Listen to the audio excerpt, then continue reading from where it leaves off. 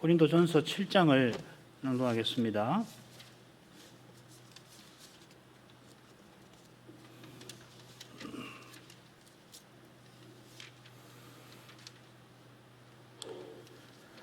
고린도전서 7장 1절부터입니다. 너희의 쓴 말에 대하여는 남자가 여자를 가까이 아니함이 좋으나 음행의 연고로 남자마다 자기 아내를 두고 여자마다 자기 남편을 두라.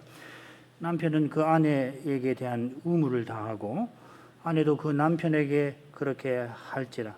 아내가 자기 몸을 주장하지 못하고 오직 그 남편이 하며 남편도 이와 같이 자기 몸을 주장하지 못하고 오직 그 아내가 하나니 서로 분방하지 말라. 다만 기도할 틈을 얻기 위하여 합의상 얼마 동안은 하되 다시 합하라. 이는 너희의 절제 못함을 인하여 사단으로 너희를 시험하지 못하게 하려 함이라. 그러나 내가 이 말을 하면 권도요 명령은 아니라. 나는 모든 사람이 나와 같기를 원하노라. 그러나 각각 하나님께 받은 자기의 은사가 있으니 하나는 이러하고 하나는 저러하니라. 내가 혼인하지 아니한 자들과 및 과부들에게 이르노니 나와 같이 그냥 지내는 것이 좋으니라. 만일 절제할 수 없거든 혼인하라. 정욕이 불같이 타는 것보다 혼인하는 것이 나으니라. 혼인한 자들에게 내가 명하노니 명하는 자는 내가 아니요 주시라. 여자는 남편에게서 갈리지 말고 만일 갈릴지라도 그냥 지내든지 다시 그 남편과 화합하든지 하라. 남편도 아내를 버리지 말라. 그 남은 사람들에게 내가 말하노니 이는 주의 명령이 아니라. 만일 어떤 형제에게 믿지 아니하는 아내가 있어 남편과 함께 살기를 좋아하거든 저를 버리지 말며 어떤 여자에게 믿지 아니하는 남편이 있어 아내와 함께 살기를 좋아하거든 그 남편을 버리지 말라. 믿지 아니하는 남편이 아내로 인하여 거룩하게 되고 믿지 아니하는 아내가 남편으로 인하여 거룩하게 되나니 그렇지 아니하면 너희 자녀도 깨끗이 못하리라. 그러나 이제 거룩하니라. 혹 믿지 아니하는 자가 갈리거든 갈리게 하라. 형제나 자매나 이런 일에 구속받을 것이 없느니라. 그러나 하나님은 화평 중에서 너희를 부르셨느니라. 아내 된 자여 네가 남편을 구원할는지 어찌 알 수 있으며 남편 된 자여 네가 내 아내를 구원할는지 어찌 알 수 있으리요. 오직 주께서 각 사람에게 나눠주신 대로 하나님이 각 사람을 부르신 그대로 행하라. 내가 모든 교회에서 이와 같이 명하노라. 할례자로 부르심을 받은 자가 있느냐? 무할례자가 되지 말며 무할례자로 부르심을 받은 자가 있느냐? 할례를 받지 말라. 할례 받는 것도 아무것도 아니요 할례 받지 아니하는 것도 아무것도 아니로되 오직 하나님의 계명을 지킬 따름이니라. 각 사람은 부르심을 받은 그 부르심 그대로 지내라. 내가 종으로 있을 때 부르심을 받았느냐 염려하지 말라. 그러나 자유할 수 있거든 차라리 사용하라.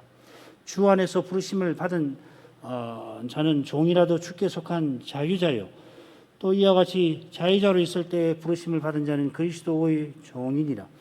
너희는 값으로 사신 것이니 사람들의 종이 되지 말라. 형제들아 각각 부르심을 받은 그대로 하나님과 함께 거하라. 처녀에 대하여는 내가 주께 받은 계명이 없으되 주의 자비하심을 받아서 충성된 자가 되어 의견을 고하노니 내 생각에는 이것이 좋으니 곧 임박한 환난을 인하여 사람이 그냥 지내는 것이 좋으니라. 네가 아내에게 매였느냐 노이기를 구하지 말며 아내에게서 노였느냐 아내를 구하지 말라. 그러나 장가가도 죄짓는 것이 아니요 처녀가 시집가도 죄짓는 것이 아니로되 이런 이들은 육신의 고난이 있으니 나는 너희를 아끼노라.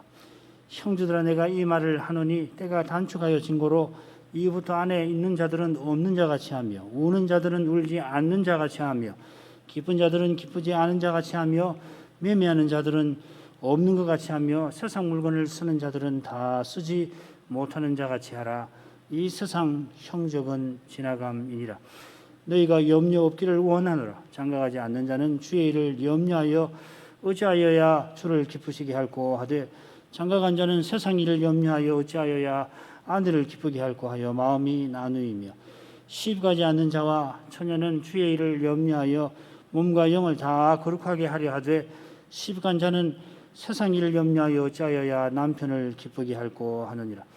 내가 이것을 말하면 너희의 유익을 위함이요 너희에게 올무를 놓으려 함이 아니니 오직 너희로 하여금 이치에 합하게 하여 분유함이 없이 주를 섬기게 하려 함이라. 누가 자기의 처녀딸에 대한 일이 이치에 합당치 못한 줄로 생각할 때 혼기도 지나고 그같이 할 필요가 있거든 마음대로 하라. 이것은 죄 짓는 것이 아니니 혼인하게 하라. 그러나 그 마음을 굳게 하고 또 부득이한 일도 없고 자기 뜻대로 할 권리가 있어서 그 처녀딸을 머물러 두기로 마음에 작정하여도 잘하는 것이니라. 그러므로 처녀딸을 시집 보내는 자도 잘하거니와 시집 보내지 아니하는 자가 더 잘하는 것이니라. 아내가 그 남편이 살 동안에 매여 있다가 남편이 죽으면 자유하여 자기 뜻대로 시집 갈 것이나 주 안에서만 할 것이니라. 그러나 내 뜻에는 그냥 지내는 것이 더욱 복이 있으리로다. 나도 또한 하나님의 영을 받은 줄로 생각하노라. 오늘 낭독한 본문은 너희의 쓴 말에 대하여 관하여 하고 시작됩니다. 이 표현은 고린도 교회의 대표단이 이 사도에게 전한 서신을 가리킵니다. 여러 문제들이 무엇에 관하여 하고 이 7장부터 시작되는데 7장에는 이 표현이 두 번 나옵니다. 1절에 나오고 25절에 나옵니다. 그래서 첫 번째 문제는 이 남자가 여자를 가까이 아니함이 좋다. 서신에 그런 내용이 있다는 것을 사도가 언급을 하고요. 두 번째는 처녀의 혼인에 관하여 언급합니다. 그러니까 두 문제가 모두 혼인에 관한 겁니다만은 이 7장을 보시면은 이 사도가 혼인을 포함하여 은사와 소명의 주제 아래 이 두 문제를 다루고 있습니다. 이것이 굉장히 중요한 겁니다. 그래서 이게 이 고린도전서의 가운데 나오기도 하고 이 두 문제만 아니라 실은 모든 문제를 이런 관점에서 다루도록 교훈하는 겁니다. 자, 이것은 지난 3시간에 살핀 이 셋째 대목 5, 6장의 세 문제 중에 둘이 혼인의 문제지만은 다섯째 대목 8장부터 10장까지에서 다루는 것처럼 이 그리스도의 몸을 허는 죄로서 다루었던 것과 비슷합니다. 각각의 문제를 어떻게 다루는가 하는 것을 살펴야 되는데 그것을 어떤 방식으로 어떤 관점에서 어떠한 태도로 다루고 있는가 하는 것을 이 고린도전서에서 유념해서 살피는 것이 대단히 중요합니다. 그게 핵심이라고 말씀을 드릴 수 있습니다. 그래서 7장의 줄거리를 보면은 크게 셋으로 나눌 수가 있습니다. 1절 25절에 문제가 제기되고 있다고 했는데 가운데 17절부터 24절에 이 소명을 이루는 삶이 이 중심에 나오고 앞뒤로 이제 문제를 다루어요. 1절부터 16절에서는 부부 관계에 대한 사도의 권면인데 여기 이제 이 은사라는 말이 이 7절에 나오고 끝에 부르심이라는 말이 나올 겁니다. 그리고 17절부터 24절은 뭐 이미 우리 교회는 뭐 여러 번 배웠는데 각각 부르심 받은 그대로 이게 굉장히 중요하죠, 그죠? 그리고 두 번째 문제 처녀에 관한 사도의 권면에도 보시면은 특별히 29절부터 31절이 매우 중요합니다. 이 재림을 바라보면서 여기 안에 있는 자, 또 우는 자와 기쁜 자, 매매하는 자, 세상 물건을 쓰는 자, 이게 이제 은사와 관련되는 것이거든요. 은사, 부르심과 관련되는 내용입니다. 요약을 하자면은 이 서도가 서신에 나온 혼인에 관한 두 문제를 다룹니다만은 때가 단축하여져 가는 것, 그 그리스도의 재림을 기다리는 이 중요한 시대, 사도나 우리나 같은 시대에 종말의 시대에 살고 있는데 어떻게 소명과 은사를 이루고 살 것인가를 교훈하고 있는 겁니다. 이 소명을 이루는 삶은 하나님과 함께 거하는 삶이고 부르신 주 안에서 사는 거고 하나님의 계명을 따르는 삶입니다. 그처럼 이것은 주를 기쁘시게 하는 삶인데 결국 때가 다 단축되면은 살게 되는 것처럼 사는 삶입니다. 사도가 여기서도 재림 곧 육신의 부활을 언급하는 뜻은 이미 짐작하고 계실 겁니다. 고린도 교회에 모든 문제가 부활을 오해한 데서 직간접으로 생겼기 때문입니다. 그러면 본론으로 들어가죠. 첫 번째 문제, 줄거리를 보십시다. 먼저 이 가운데 7절부터 9절에 각각 하나님께 받은 은사대로 자기의 은사를 따라 혼인관계를 맺어라 권하고, 앞뒤로 문제들 다룹니다. 앞에는 남자가 여자를 가까이 아니하는 문제 1절부터 6절까지 다루고, 그 다음에 10절부터 16절 뭐 같은 건데 남자가 아내와 갈리는 문제, 이혼하는 문제죠, 그죠? 앞에는 부부관계를 아니하는 거고, 여기서는 아예 혼인을 해소해버리는 그런 문제를 다루고 있습니다. 고린도 신자들이 이미 부활에 이르렀다 생각하고 부부관계를 같이 아니하는 거, 아예 혼인관계를 버리는 일이 있었던 것 같습니다. 이 두 문제를 사도는 은사의 관점에서 접근을 해나갑니다. 은사, 소명 결국 같은 건데요. 은사라는 말이 쓰여 있습니다. 1절부터 6절까지를 먼저 읽겠습니다. 너희의 순말에 대하여는 남자가 여자를 가까이 아니함이 좋으나 음행의 연구로 남자마다 자기 아내를 두고 여자마다 자기 남편을 두라. 남편은 그 아내에게 대한 의무를 다하고 아내도 그 남편에게 그렇게 할지라. 아내가 자기 몸을 주장하지 못하고 오직 그 남편이 하며 남편도 이와 같이 자기 몸을 주장하지 못하고 오직 그 아내가 하나니, 서로 분방하지 말라. 다만 기도할 틈을 얻기 위하여 합의상 얼마 동안은 하되 다시 합하라. 이는 너희의 절제 못함을 인하여 사단으로 너희를 시험하지 못하게 하려 함이라. 그러나 내가 이 말을 함은 권도요 명령은 아니라. 1절은 말씀드린 대로 이 대표단의 그 서신에 나온 내용을 소개를 합니다.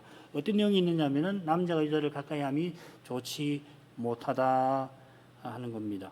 그러니까 이것은 서신의 내용이지 사도의 대답이 아닙니다. 그렇게 읽으시면 안 됩니다.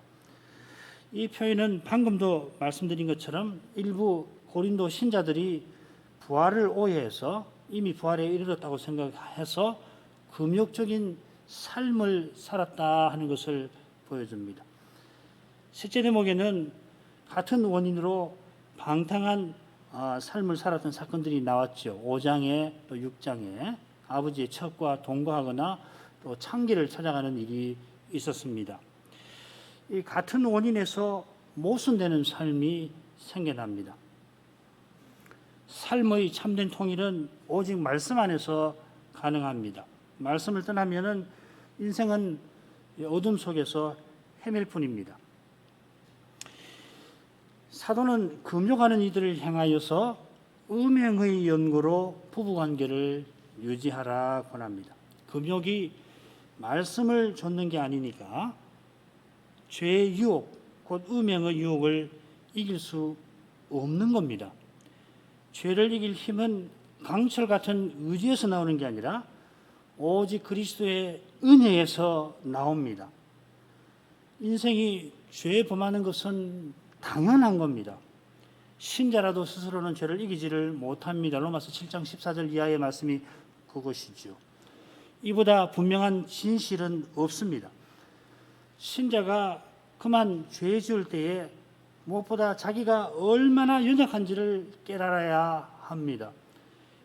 내가 어떻게 이런 형편없는 죄를 짓는단 말인가? 어떻게 내가 그렇게 보잘것없는 말을 내뱉었단 말인가? 내가 어떻게 그럴 수 있단 말인가? 나라는 사람이 내가 예수를 이렇게 수십 년 믿었는데 그런 말을 내뱉고 그런 행동을 했단 말인가? 하고서 죄 짓는 자기 자신에게 환멸을 느낀 정도로는 안 돼요. 환멸을 느낀다는 것은 죄 짓는 자기 자신에 대한 기대가 있다는 얘기거든. 나는 그런 사람이어서는 안 된다. 내가 어떻게 그런 사람일 수가 있는가? 내가 어떻게 사람들에게 너절하게 보일 수가 있단 말인가? 그렇게 하면 환멸을 느끼거든요. 경멸을 해야 합니다. 자기 부인을 해야 합니다. 그러지 않고 죄 이길 수가 없어요. 환멸을 느끼고 다음에 입을 조심하고 행동을 조심하고 그러면은 사람 앞에서는 별 문제 없는 것처럼 보이지만은 그러다가 결정적인 순간에 크게 잘못하는 것입니다. 스스로 무엇을 이루려고 하는 그걸 회개를 해야 하는 것이에요. 이게 어려운 것이 사실. 이게 어렵죠. 돌이켜서 성신을 의지해야 합니다. 잘할 때는 뭐 성신 의지가 없고 자기 뜻대로 하다가 잘못하면 돌이켜 살았는 이야기 아니고 돌이켜서 날마다 돌이켜서 성신을 의지해야 되는 거예요.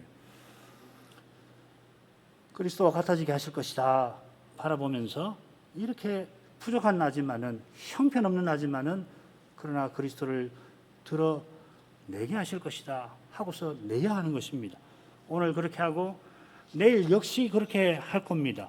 다른 길 없습니다. 무슨 말이냐면 도 닦아가지고 어느 수준에 올라가면 자기도 모르게 전부 그리스도를 드러내는 말을 하고 사는 그런 거 없다는 이야기입니다. 동양적인 생각이에요. 우리 한국인에게는 이 도 닦는 이 전통이 깊어가지고서 기독교도 그렇게 하는 거예요. 노력해서 어느 수준에 올라가면 그 다음부터는 뭐 저절로 다 되는 것처럼 생각하는데 신앙은 그런 거 아닙니다.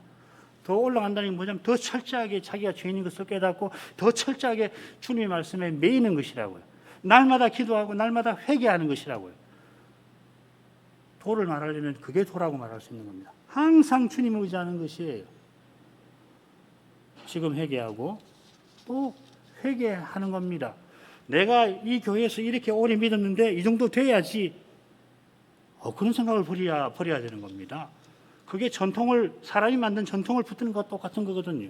사람이 만들어 놓은 그 틀에다 맞으면 잘 믿는다고 생각하는 그 착각을 버려야 되는 거라고요. 습관적으로 하면 되는 것이요. 습관적으로 하는 것하고 믿음으로 하는 건 다르단 말이죠. 이런 것은 여러분들이 오랫동안 이 교회 세워진 이후로 계속해서 배운 말씀이니까 이 정도로 하지요. 혼인은 실로 거룩하고 그 목적 역시도 실로 고상합니다마는 타락한 후에는 음행을 피하는 방도이기도 합니다. 우리 신앙고백서에도 나오지요. 독신의 은사 없는 사람은 혼인하는 것이 옳습니다. 그처럼 그리스도의 재림을 간절히 바라는 사람은 주께서 홀로 살게 하신 거기서 소명을 이룰 수 있습니다. 이건 조금 후에 또 할 겁니다. 그처럼 혼인의 소명도 같은 믿음으로만 이루어집니다. 독신 은사를 받았다고 좀 더 믿음이 출중해야 된다든지 그렇게 생각하실 거 없다는 이야기. 어떻게 음행을 피하기 위해서 혼인한단 말인가 하는 사람을 저도 만난 적이 있는데 사람이 얼마나 연약한지를 제대로 깨닫지 못한 사람일지 모릅니다. 하나님께서 그동안 도덕적으로 살도록 살펴주셔서 어떻게 신자가 그런 목적으로 혼인해 그렇게 말하는 수가 있는데 겸손해야 합니다. 겸손해야 주만 의지하는 겁니다. 주를 의지해야 혼인의 고상한 목적도 이룹니다. 겸손해야 고상한 데 이르는 겁니다. 높여주시는 겁니다. 3, 4절에서 사도가 교훈하는 것은 이 참된 관계를 부부간에 맺으라 하는 것이 핵심이에요. 이 아내에 대한 의무, 남편에 대한 의무, 그 다음에 4절에 자기 몸을 주장하지 못하고 그랬는데 이 자기 몸에 대한 권한이라는 말을 써요. 권리라는 말. 내 몸에 대한 나의 권리라는 말을 풀어서 쓴 겁니다. 이 관계가 철저히 의무의 관점에서 제시되고 있다는 겁니다. 관계니까 상대의 의무가 나의 권리라 생각하기 쉽습니다만은 사도는 그런 생각을 아예 차단을 하는 겁니다. 이런 태도는 우리가 서로 사랑에 빚을 졌다 하는 경우가도 붙어 있습니다. 우리가 서로 빚진 상태이지 상대에게 심지어 모두에게 빚 받을 자격을 갖춘 게 결코 아닙니다. 많은 교인들이 이걸 오해하는 것 같아요. 사랑에 빚을 졌다 그러니까 모두가 빚을 졌으니까 나는 그 빚을 받아야 되는구나. 내가 사랑을 받아야지 권리가 있구나 생각하는데 그런 식으로 사도가 이야기하는 거 아니에요.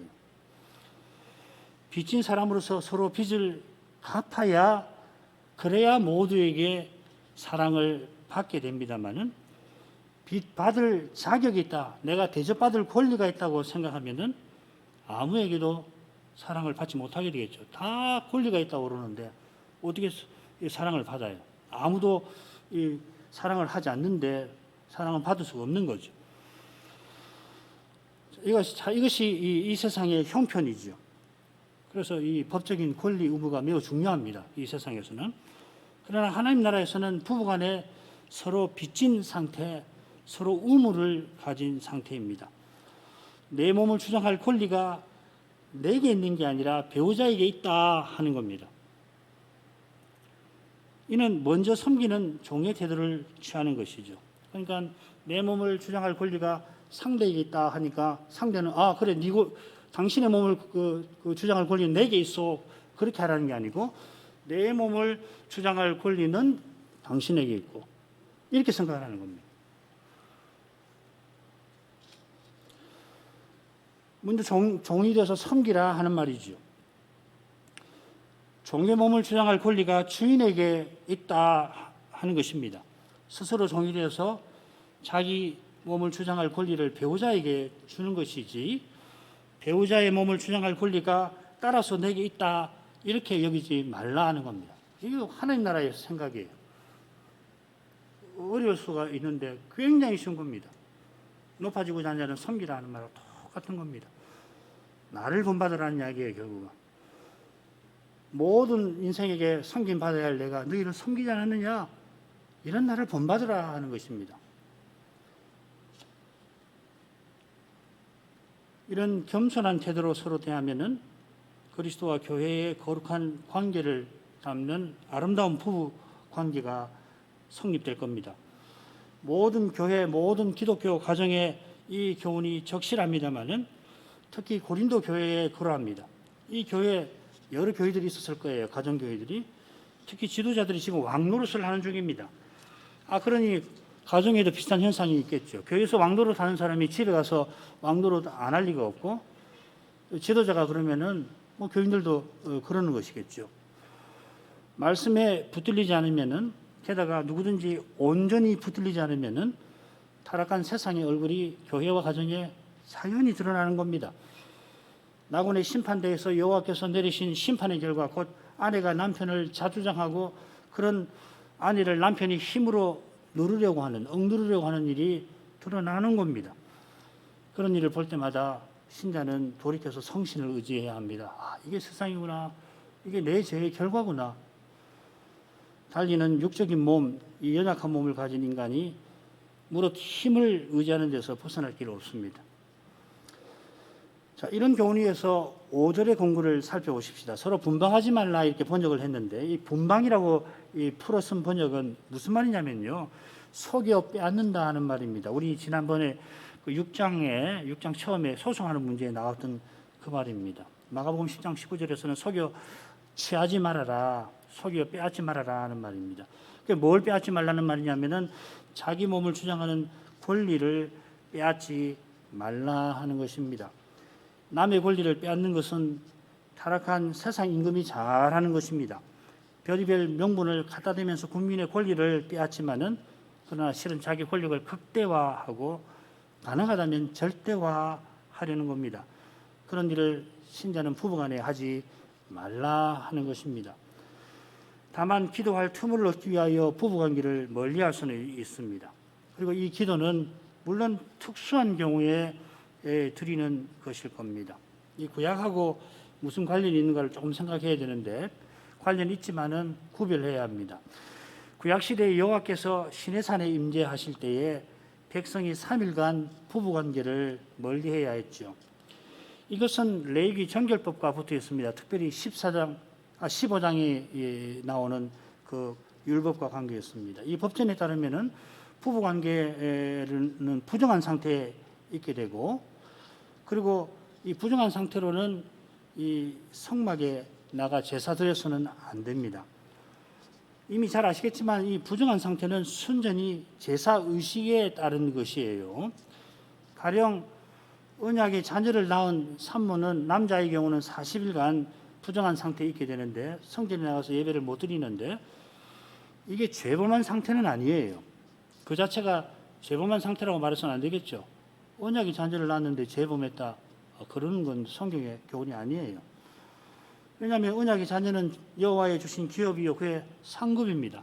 한나가 사무엘 낳았을 때 얼마나 기뻐했고 얼마나 복받은 것이에요. 그런데도 이 출산을 부정한 상태라 하신 것은 이 언약의 기쁨을 맛보게 하려고 하나님께서 구약 시대에 특별히 정하신 규례입니다. 인생이 스스로는 죄와 허물로 죽은 상태, 여호와를 가까이 할 수 없는 그런 상태에 있었는데 여호와 하나님이 친히 죄를 사하여 주신다 하는 이러한 교훈을 깨우치려 하신 것입니다. 우리 레위기 공부할 때 많이 했으니까 간단히 하죠. 인생이 타락하여 죽은 것을 가장 잘 보여주는 그러한 상태 세 가지지요. 15장이 있고 12장도 비슷하고 11장에는 음식, 그 다음에 13, 14장에는 문둥병, 하나님의 거룩하심을 저촉하는 것, 또 음식, 혼인과 출산, 여호와의 거룩하심을 저촉하는 이 세 가지 경우에는 부정한 것이 없습니다. 그리스도께서 오셔서 여호와를 가까이 하게 하신 까닭에 모세의 성막이나 솔로몬의 성전이 필요치 않게 된 것처럼 이 부정 상태라고 하는 이 부정법이라고 하는 건 사라져 버렸습니다. 오늘 아침에 돼지고기를 잡수셨다고 해서 예배 못 드리겠구나 그렇게 생각하시는 분 아무도 없죠. 그건 구약 이야기라고요. 다만 특수한 경우에 금식하면서까지 기도하듯이 신약에도 금식할 수 있는 거죠. 전심으로 주의 이름을 부르기 위해서 잠시 부부관계를 멀리 할 수가 있을 겁니다. 자, 그런 경우에도 합의상 얼마 동안 할 겁니다. 종이 주인의 허락을 받아서 자기의 중요한 일을 처리를 하듯이 그런 태도로 배우자의 동의를 얻으라 하는 겁니다. 내가 기도하는데 그런 줄 아시오 통보하고 마는 게 아니라 아무리 기도를 하더라도 합의, 허락받는다는 이야기입니다. 상대를 주인으로 생각해서 내가 이런 경우가 있는데 허락해 주시오. 그리고 기간은 이만큼. 종이 주인에게 허락받을 때 그렇게 하는 거 아닙니까? 그거 쉬운 거 아니거든요. 제가 집에 이런 급한 일이 있는데 이런 일을 꼭 해야겠는데 허락을 해 주십시오. 내가 이 일을 오늘부터 해서 며칠까지만 할 테니 용인해 주십시오. 그러는 거거든요. 그런 태도로 하라 하는 것입니다. 자, 이런 겸손한 태도가 있어야지 절제 못함을 인하여 사단으로 시험하지 못하게 할 것입니다. 이 절제 못함, 이 방탕이라는 말입니다. 몇몇 사람에게만 있는 악덕이 아니라 모든 사람에게 있는 악이라고 사도가 지금 분명히 교훈하고 있는 겁니다. 당대 사상가들이 아내를 두고 창기를 찾는 것을 남자 시민에게 당연한 일이라 말하는데 그런 데서도 이 사도의 교훈이 입증되고 남음이 있는 거죠. 이게 방탕 아니면 뭡니까? 아내를 두고 창기를 찾아가는 것이 방탕이지 뭐예요. 그런데도 세상의 지혜자들은 이 시민 남자에게 마땅한 일, 남자가 그렇게 하는 거지. 남자로서의 삶을 살기 위해서는 그런 일 당연하다. 있을 수 있다 정도가 아니고 해도 괜찮지. 그런 정도로 이야기를 쉽게 합니다. 물론 로마 군인의 강철 같은 의지가 전쟁터 같은 극한 상황에서 무서운 절제력으로 드러나긴 합니다. 전쟁사 보면은 이 로마 군인들 보통 사람들은 아니죠. 그러나 다른 데서는 이렇듯 무절제합니다. 그처럼 전쟁이 벌어진 곳에 얼마나 많은 음행이 그때도 지금도 있는지 모릅니다. 이런 것이 이 세상을 품에 누이고 있는 이 사단의 역사와 붙어 있을 것입니다. 민족과 국가의 승리를 위하여 젊은 군인들 들어 방탕한 욕망을 마음대로 분출하게 만드는 일이 어떻게 불가피하다고만 말할 것입니까? 사람이 이렇게 타락한 거예요. 죄가 얼마나 죄될 수 있는지 가히 헤아릴 길이 없을 정도입니다. 신자도 스스로는 시험 이기지 못합니다. 겸손해야 이기는 겁니다. 사도는 끝으로 이것이 명령이 아니라 권도로라고 하는데 이 권도라는 말은 용인한다는 것입니다. 반드시 그래야 하는 건 아니고 조건을 지켜 해도 된다 하는 것입니다. 뭘 용인하느냐? 기도에 관한 것이죠. 기도 위해서 잠시 따로 지내도 괜찮겠다 하는 말입니다. 두 번째 부분으로 가죠. 7절부터 9절입니다. 나는 모든 사람이 나와 같기를 원하노라. 그러나 각각 하나님께 받은 자기의 은사가 있으니 하나는 이러하고 하나는 저러하니라. 내가 혼인하지 아니한 자들과 및 과부들에게 이르노니 나와 같이 그냥 지내는 것이 좋으리라. 만일 절제할 수 없거든 혼인하라. 정욕이 불같이 타는 것보다 혼인하는 것이 나으니라. 이 부분이 이 내용이 첫째 부분, 첫째 문제의 핵심 교훈을 담고 있습니다. 대표단의 서신에 나온 첫째 문제, 둘째 문제 다 은사의 측면에서 접근해야 된다 하는 겁니다. 달리 표현하면 신자는 주신 은사를 조차 사는 사람입니다. 자, 이런 점에서 사도가 어떤 의미에서 모범이죠. 모범이긴 하지만은 모두가 사도도 아니고 사도와 같은 형편도 아닙니다. 방금 지금 은사에 관해서 말했는데 지금 제가 형편이라고 표현을 했습니다. 어떻게 은사를 형편이라고 또 말하느냐 하실 수 있는데 한번 들어보십시오. 혼인하지 아니한 자들과 과부의 은사도 이런 점에서 살필 필요가 있습니다. 그처럼 모든 사도가 사도와 같은 형편도 아니에요. 베드로 사도는 지금 부인과 함께 선교 활동에 나서고 있고 고린도전서 9장 5절에 그 점을 바울 사도가 언급을 하죠. 사도는 모든 사람이 바울 자기와 같기를 원한다 하면서 남자가 여자를 가까이 하는 문제에 답합니다. 사도는 지금 독신의 상태로 기도와 복음 전파에 전무하는 중입니다. 셋째 부분에 가면은 재림의 때가 줄어들고 있으니 안에 있는 자들은 없는 자 같이 하라 권하였는데 사도는 아예 안에 없는 상태에 있습니다. 바울 사도가 혼인했다고 단정하기는 어렵습니다.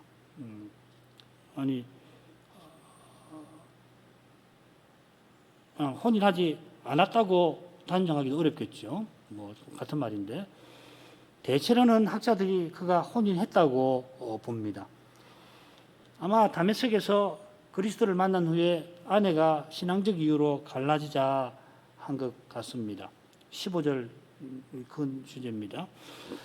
바울 사도가 혼인했다고 보는 근거는 뭐냐면 바울이 신자들을 핍박할 때에 죽일 때에 내가 가편 투표를 하였다 밝힌 것입니다. 이 투표는 공회 회원으로서 한 건데 유대인의 공회 회원이 되려면은 혼인을 해야 합니다. 사도가 신앙적 반대로 아내와 갈라서야 했을 때에 얼마나 괴로웠을지 짐작하고 남음이 있습니다. 사도가 아내도 자기와 같이 주를 믿기를 얼마나 바랐겠으며 더욱이 아내와 함께 그리스도를 전하기는 또 얼마나 바랐을까요? 여전히 아내였던 분이 유대교를 신봉하고 그리스도를 전하는 남편 바울을 반대하고 미워했을 겁니다. 그런 심정에서 이 로마서 9장 1절부터 3절의 내용을 읽을 필요가 있을 겁니다. 동족을 위해서, 동족의 구원을 위해서 내가 저주라도 받겠다. 그리스도에게 끊어지는 저주라도 만약에 가능하면 받겠다. 그런 심정을 밝히는 심정 말이에요. 이런 비통한 현실에도 사도는 기도와 말씀 전하는 일에 전무하는 것을 실로 기뻐합니다. 왜 그런가?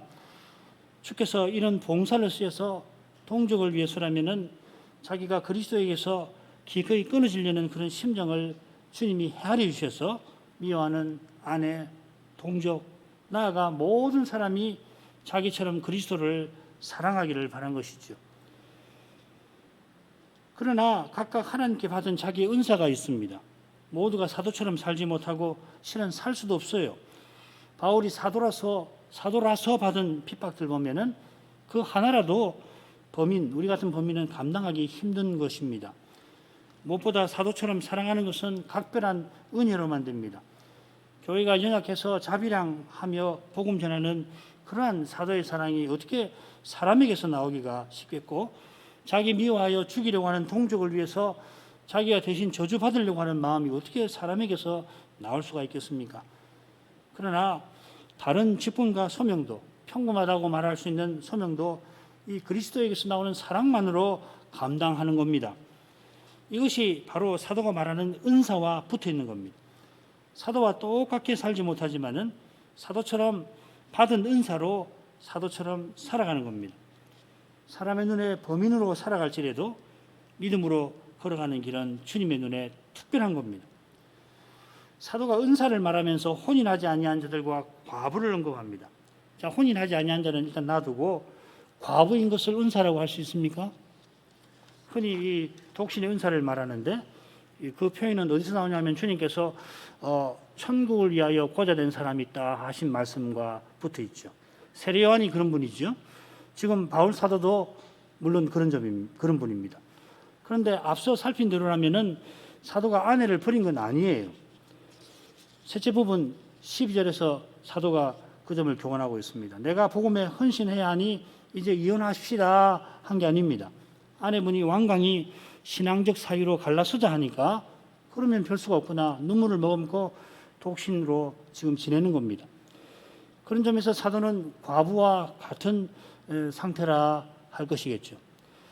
이 상태와 관련해서 사도가 은사라는 말을 씁니다.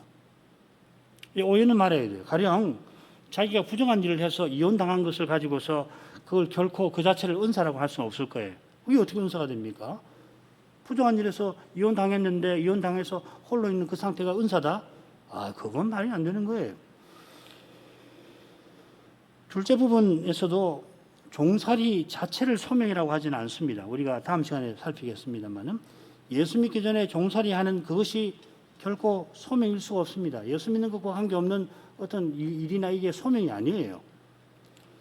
그런데 종살이 하는 사람이 그리스도를 믿게 되면은 그가 어제까지 하던 종살이를 통하여서 이제 그리스도를 모십니다. 주 안에서 종살이는 그의 소명이 되는 것이에요. 육신의 상전에 지시를 받지만은 놀랍게도 주님의 일을 이루며 사는 겁니다. 그게 은사고 소명이에요. 어제까지 늘 하던 그 일인데 그 일에서 그리스도를 드러내는 겁니다. 그처럼 바울이 큰 슬픔 가운데 홀로 되었지만은 주 안에서 독신의 은사를 받은 것입니다. 나는 이제 주님께 모든 것을 드리며 살겠다. 그래서 홀로 있게 된 그것을 10분 활용하는 것이죠. 그게 은사입니다. 혼인했던 사람이 홀로 되는 경우가 가지각색이에요. 통념에 따라 몇 가지로 분류되지만은 분류는 할 수 있지만은 다 사정이 다릅니다. 왜 다르냐면은 이 상대가 다 특별하잖아요. 사별한 아내가 특별하고 뭐 그런 경우 여러 경우 다 각별하죠. 홀로 된 상태에서 주의 뜻을 깨닫고 그리고 그 뜻을 받들고 나가면은 홀로 된 그 상태는 하나님께 받은 은사가 됩니다. 물론 홀로 되었어도 주님의 뜻을 깨닫고 재혼해도 잘하는 것입니다. 사도는 혼인하지 아니한 자들과 과부들에게 나와 같이 그냥 지내는 것이 좋다고 권합니다. 이런 점에서 여기 혼인하지 아니한 사람도 특별한 깨달음이 있어 혼인하지 않은 건 아니지요. 사도가 이처럼 고민하는 이유는 우리가 셋째 부분에서 자세히 다루는 게 좋을 겁니다. 그 이유를 살피면은 지금 사도가 독신주의를 장려하려는 거 결코 아닙니다. 고린도서 7장을 가지고서 이 사도가 독신주의를 권장했다 그러는데 그건 바른 그 해석 아니에요. 예컨대 뭘 강조하냐면은 다시 오시는 그리스도를 간절히 바라는 삶을 강력히 장려하고 있는 겁니다. 이렇게 고린도 교회에 장려하는 것은 그들이 부활이 지나갔다, 이미 지나갔다고 오해하는 것과 특별히 붙어 있습니다. 부활이 이미 지나갔다고 해서 방탕주의나 금족주의로 흘러갈 게 아니라 그리스도와 같아지기를 간절히 바라며 지금 그리스도를 온전히 드러내며 살아라 하는 겁니다. 자, 이런 심정으로 만일 절제할 수 없거든 혼인하라 권고한 뜻을 살필 겁니다. 앞서 절제 못함이라 하는 표현에서 살핀 대로 하나님께 받은 은사가 없는데도 사람의 의지로 혹은 사람들의 이목을 의식해서 금욕하는 경우를 가리킵니다. 지금 고린도 교회 부활을 오해해서 금욕하는 일이 많아서 사람의 힘으로 뭘 이루기려 하기가 쉽습니다. 다들 그러는 거거든요. 그러니까 전염이 돼가지고서 다들 그렇게 흉내 내려고 하는 거죠. 사람의 힘으로 무엇을 이루려는 데서 자연히 다른 사람의 눈을 의식하기 쉬운 겁니다. 가령 성신의 강력한 가마로 많은 사람이 자기 소유를 다 팔아서 헌상하던 그런 때에 사도행전 초기 말 2장부터 5장 근데 어떤 부부 말이에요. 아나니아 사피라가 사람의 인정을 받으려고 거짓말하는 일이 있었죠.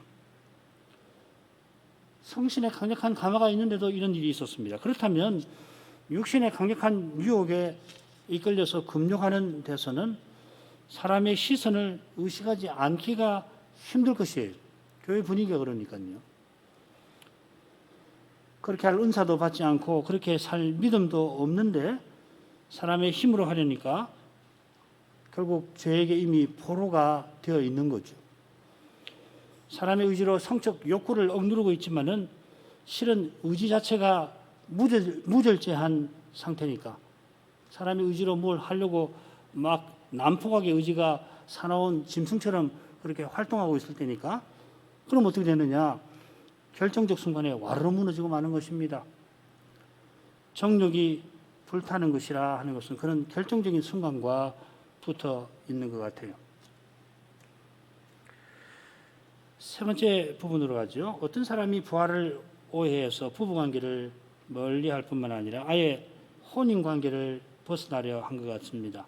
부부 모두 신자인 경우가 있고요. 10절, 11절이 그것을 다루고 한편만 믿은 경우도 있습니다. 그게 12절부터 16절입니다. 10절, 11절 읽겠습니다. 혼인한 자들에게 내가 명하노니 명하는 자는 내가 아니요 주시라.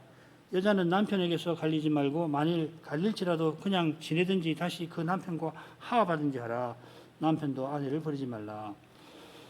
사도는 혼인한 자들더러 나뉘지 말라고 명합니다. 이 명한다 할 만큼 사안이 중대합니다. 그래서 명하는 자는 내가 아니요 주님이시라 덧붙입니다. 사도가 누구냐면 주님이 보내신 자인데 그 주님의 권위로 명한 것입니다마는 내가 아니고 주님이시다, 주님이 명하신다 그렇게 덧붙일 만큼 지금 사안이 지금 중대합니다. 한번 생각해 보십시오. 교회에 이런 문제가 있다고 생각해 보십시오. 고린도는 그런 문제가 생겼거든요. 교회가 말씀을 잘못 배워가지고서 가정이 다 지금 쪼개지고 있단 말이에요. 이게 얼마나 심각합니까? 지금 그런 상황에서 명하는 이가 내가 아니고 주님이시다 하는 겁니다. 요컨대 결코 그래서 안 된다 하는 것이죠. 이렇게 중대한 사안이기도 합니다만은 아울러 고린도의 형편이 말씀드린 대로 이 중요한 사안을 더욱 심각하게 만들 수가 있는 겁니다. 자, 그런 점에 비춰서 만일 갈릴지라도 그냥 지내라 덧붙인 뜻을 살필 겁니다. 부활을 오해한 나머지 남편도 아내도 혼인관계를 벗어나려고 합니다. 이혼하려고 한단 말이죠. 이혼했을 수도 있습니다. 그런 그들을 향하여 그냥 지내라 합니다. 사별이나 배우자의 부정이 아니면은 이혼하지 말라고 주님께서 명하십니다. 정당한 사유 없이 이혼한 다음에 다른 사람과 다시 혼인하는 것을 주님은 간음이라 하셨습니다. 더욱이 부활을 오해해서 아버지의 첩과 동거하고 창기를 찾아가는 일이 벌어진 현실에서 금욕하려고 이혼한 다음에 절제 못하는 일이 생기면은 지금 뭐 이혼이 많은 것도 문제지만은 그런 다음에 난잡하게 그렇게 한다면은 그 교회는 어떻게 되는 것입니까? 그래서 이미 서로 갈라졌지만은 다시 혼인하지 않았으면은 빨리 화합하라 하는 것입니다. 이제 그 남은 자들 한편만 믿는 경우를 사도가 교훈하는데 시간상 간단하게 하겠습니다. 어떤 것은 다음번 둘째 부분과 연결되어 있어서 오늘은 간단하게 하고 또 이 부분은 신앙고백에서 공부할 때 여러 번 또 다른 말씀이라 간단하게 해도 좋을 것 같습니다. 12절부터 16절까지인데 읽지 않고 내용만 설명하죠. 아직 믿지 아니하는 배우자가 믿는 아내나 남편과 함께 살기를 좋아하는 경우 12절 13절 그렇지 않은 경우 15절로 나누어서 사도가 교훈하고 있습니다. 14절과 16절은 근거가 되겠죠. 먼저 함께 살기를 좋아하는 경우에는 배우자를 버리지 말라고 권합니다. 우선 이는 주의 명령이 아니라 했습니다. 명령이라는 표현이 없지만은 괜찮습니다. 번역으로 주의 말씀이 아니고 사도의 말이니 따라도 좋고 따르지 않아도 상관없다 그런 뜻으로 하는 거 아닙니다. 사도가 서신에서 명령하는 것은 곧 주께서 명령하는 겁니다. 반드시 따라야 합니다. 그런데 주의 명령은 아니라 덧붙인 것은 주께서 옛 언약 백성에게 하나님 나라를 전하시던 때와는 달리 지금 이방인에게 복음을 전하는 상황에서 생긴 것이라 그런 것입니다. 옛 언약 백성에게서는 이런 문제가 생길 리가 없잖아요. 이 경우 이방인에게 복음 전하는 경우에 관해서는 주님이 직접 다루신 바가 없다 하는 것입니다. 배우자가 자기처럼 믿지 않으면은 믿지 않지만 함께 살고자 할 경우에 그를 버리지 말아야 하는데 이유가 두 가지입니다. 14절에 나오고 16절에 나옵니다. 16절 부분은 제가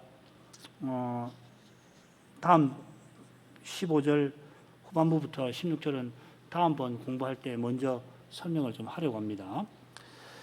첫째 이유는 유아 세례와 붙어 있죠.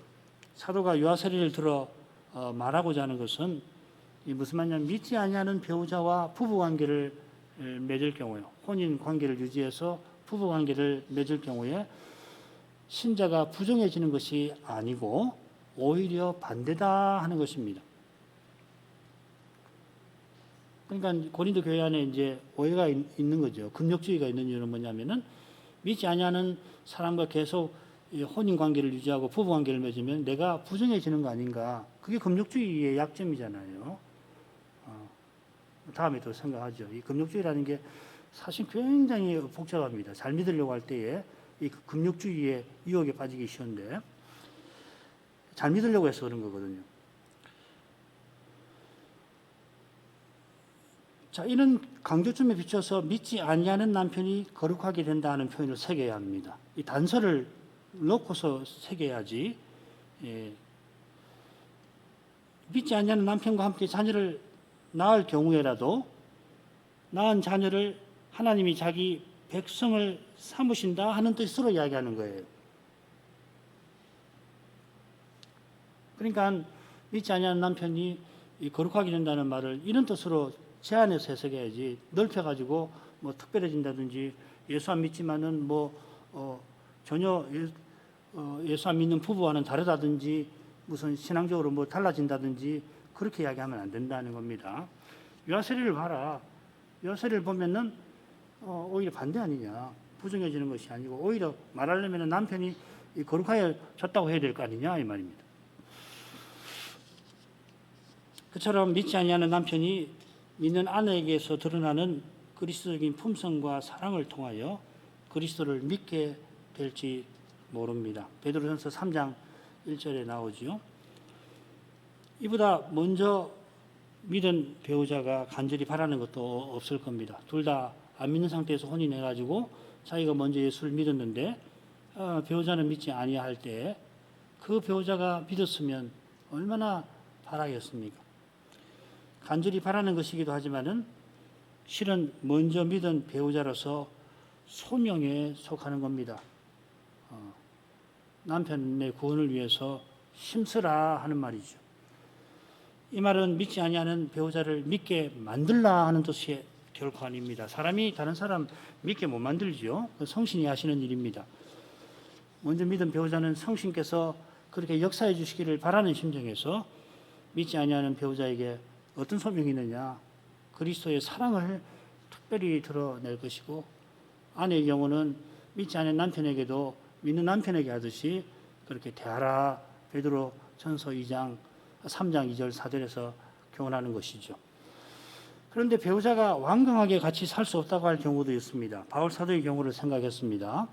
비슷하게 당시 로마 시민인 남편이 집안에서 대대로 함께 믿어온 신을 아내가 버리고 그리스도를 믿을 경우에 그 남자가 아내를 버리는 일이 얼마든지 일어날 수 있습니다. 아내의 개종은 여러 면에서 배신입니다. 남편에 대한 배신이고 집안에 대한 배신. 이 집안에 대한 배신이 남편에 대한 배신 못지않게 중요하죠. 우리나라도 과거에 마찬가지였습니다. 남편만 아니라 다른 가족들도 배척하게 될 겁니다. 그럴 경우에 신자가 겪어야 할 슬픔과 괴로움은 실로 클 겁니다. 사람으로서는 감당하기 힘듭니다. 그러나 이런 일에 구속받을 것이 없느니라 합니다. 이 구속받는다는 말은 이런 일에 종이 된다 하는 말입니다. 아무도 원해서 종살이 않죠. 종살이에서 벗어날 수 있다면 누구든지 그러기를 원합니다. 전쟁 포로되거나 부모가 종이거나 부모가 그만 팔든지 해서 어쩔 수 없이 종이 됩니다. 배우자가 신앙 때문에 같이 못 살겠다 할 경우에 아이고 내가 저 사람하고 살아야 되니까 신앙을 버려서라도 같이 살아야지 그렇게 하지 말라 하는 뜻입니다. 사람으로서는 너무도 슬프고 괴로운 일이지만은 사람의 종이 되지 말고 주 안에 주신 자유를 택할 것입니다. 그 자유는 사도처럼 이 자유를 기꺼이 사람을 참으로 섬기는데 믿지 아니하는 남편 아내를 돕는데 만약에 갈라지면 갈라진 후에도 그렇게 쓰라 하는 것입니다. 내용이 많이 긴데 간단하게 이만큼 하고 마치도록 하겠습니다. 기도하겠습니다. 그러하신 아버지, 사도가 고린도 교회의 문제들을 어떤 태도와 심정으로 대했는지 그 태도와 심정으로 어떻게 사도로서 또한 한 신자, 한 사람으로서 살아갔는지를 살피게 하십니다. 사도의 위대함이 다시 오시는 그리스도를 간절히 기다리는 그의 믿음에 있었습니다. 그가 전심으로 의지하던 그리스도께서 그의 삶을 이처럼 위대하게 만드신 줄 압니다.